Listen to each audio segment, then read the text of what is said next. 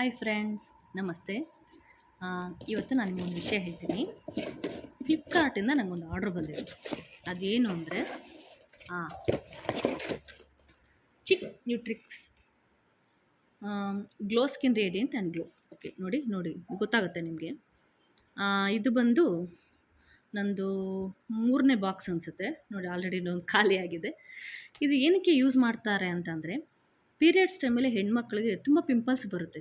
ನನಗೂ ಕೆಲವು ಟೈಮ್ ಅದೇ ಥರ ಆಗ್ತಾಯಿತ್ತು.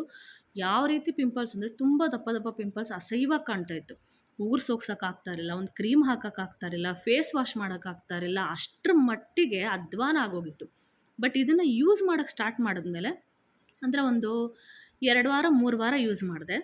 ಇದನ್ನು ಯೂಸ್ ಮಾಡೋಕ್ಕೆ ಸ್ಟಾರ್ಟ್ ಮಾಡಿದ್ಮೇಲೆ ನೆಕ್ಸ್ಟ್ ನಂದು ಪೀರಿಯಡ್ಸ್ ಆಗೋ ಹೊತ್ತಿಗೆ ನನ್ನ ಪಿಂಪಲ್ಸೇ ಬರ್ತಾ ಇರಲಿಲ್ಲ.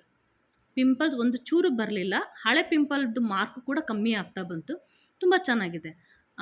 ಇದು ಯಾವುದೇ ಏನು ಹೇಳ್ತಾರೆ, ಯಾರು ಹೇಳಿಕೊಟ್ಟು ಮಾಡಿಸಿದ್ದಲ್ಲ. ಇದು ನನ್ನ ಅನುಭವದ ಮೇಲೆ ನಾನು ಹೇಳ್ತಾ ಇರೋದು. ಇದು ನಾನು ಉಪಯೋಗಿಸಿ ಇನ್ನೂ 2-3 ಜನಕ್ಕೆ ಹೇಳಿದೆ.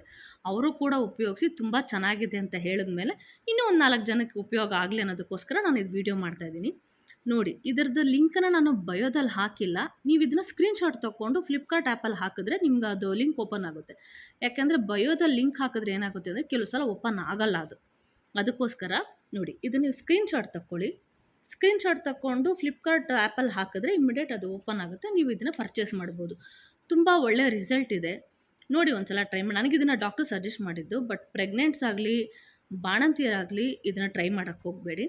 ಅದು ಬಿಟ್ಟು ಬೇರೆ ನಾರ್ಮಲ್ ಲೇಡೀಸ್ ಇದನ್ನು ಉಪಯೋಗಿಸ್ಕೋಬೋದು.